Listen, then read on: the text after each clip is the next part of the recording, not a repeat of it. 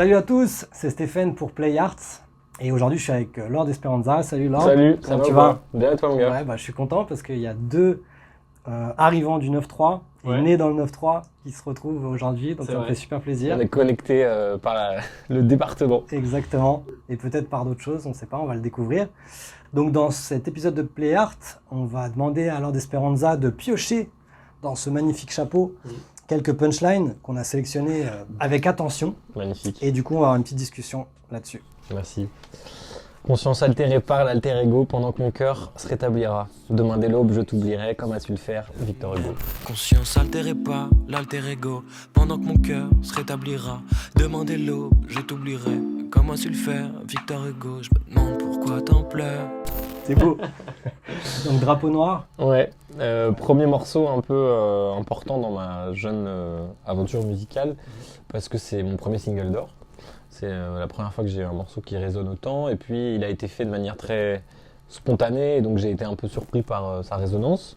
Et cette phrase plus précisément, c'est évidemment dans le contexte d'une rupture amoureuse, tu vois, où j'explique un peu que j'ai un sentiment de dédoublement de personnalité entre une certaine forme d'empathie pour l'autre et d'acceptation de sa névrose, que je dis un peu plus loin dans la chanson. Je dis j'en veux pas à ceux qui trahissent, je sais qu'ils souffrent d'eux-mêmes. J'en veux pas à ceux qui maïssent, je sais qu'ils souffrent d'eux-mêmes. Puisque parfois on a aussi l'habitude de projeter en l'autre ce qu'on veut pas avoir en soi, tu vois. Et en même temps tirailler entre cette empathie-là et un sentiment plus humain d'amertume et de colère et de tristesse qui est souvent inhérente aux premiers amours puisque on a un peu la maturité émotionnelle d'une éponge, quoi. Tu vois. Donc émotion, ego, cœur, tout ça, des fois ça se mélange. Ouais. Et c'est pas toujours facile à gérer. C'est vrai. Ok. C'est tout un art. Prochain. Allez. L'âme en cellule de dégrisement, qui sommes-nous vraiment cachés derrière nos déguisements? Le cœur en crise, j'ai baissé de clèves, un peu sous emprise. L'âme en cellule de dégrisement, qui sommes-nous vraiment cachés derrière nos déguisements? Grosse rime multisyllabique. C'est vrai. C'est beau. C'est vrai. Une de mes préférées du nouvel album Phoenix, Jamais assez, qui parle, comme son nom l'indique, du vide existentiel et du fait que quoi qu'on dise, quoi qu'on fasse, c'est jamais assez parce qu'on est toujours en comparaison, parce qu'on a toujours un besoin de parfaire, parce qu'on a grandi dans des sociétés capitalistes de croissance qui nous poussent à faire toujours mieux et à essayer de chercher en nous des versions améliorées qui parfois n'existent pas. Et du coup, qui sommes-nous vraiment cachés derrière notre déguisement? Ça évoque évidemment le masque social qu'on porte tous, moi le premier évidemment, et qu'on essaye, je crois, le plus possible de déconstruire sur le cheminement de la vie et de s'accepter soi, de s'aimer soi et d'être en paix avec ça, quoi, de pas s'inventer d'existence et d'être connecté à l'amour de soi pour aimer mieux l'autre, quoi, tout simplement. Authenticité. Ouais, ça résume bien le sujet, t'as raison. Merci. Et ensuite, l'espoir ou le prestige, Dieu est un artiste patient. L'espoir ou le prestige, hein? Dieu est un artiste patient dans ce monde gris, mon reflet se fiche comme Dorian Gray, vestige des premiers regrets sans second degré. C'est la deuxième partie qui m'a vraiment plu. Ouais.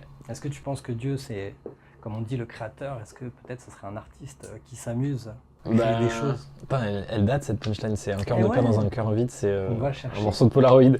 On va creuser. Vous avez creusé, ouais. Bah, je trouvais ça beau parce que je trouve qu'il y a évidemment la notion du sacré, pour répondre à ta question, pour moi elle est omniprésente, elle n'existe pas qu'à travers la notion divine. Je pense qu'il y a du sacré dans la nature, il y a du sacré dans les relations humaines, il y a du sacré dans l'histoire, dans les endroits, tu vois, il y a des endroits qui sont très chargés de sacré. Pour être allé pas mal en Asie, tu vois, que ce soit à Angkor, au Cambodge, il y a des endroits qui sont pas forcément affiliés à la religion et qui pourtant ont du sacré en eux. Et Dieu est un artiste patient parce que je pense que même si la légende parle de ces 6 jours et une nuit pour avoir façonné l'homme, je crois qu'on est quand même très turbulents, nous les humains. On détruit la terre, on n'est pas ou peu connecté à l'essentiel, les inégalités se creusent et on est dans l'hyperconsommation. Et donc je pense que si créateur il y a, il doit être quand même particulièrement patient derrière les nuages pour nous accepter comme on est et ne pas souffrir de son œuvre qui se retourne contre lui. Tu vois. C'est génial. On a tout le background de la phrase. Et donc du coup on a fait une psychanalyse rétroactive de ton œuvre ce soir, c'est beau. Et merci beaucoup en tout cas Lord. Merci à vous. Pour tout ça et puis merci à vous et à bientôt sur un prochain épisode. Ciao. Salut.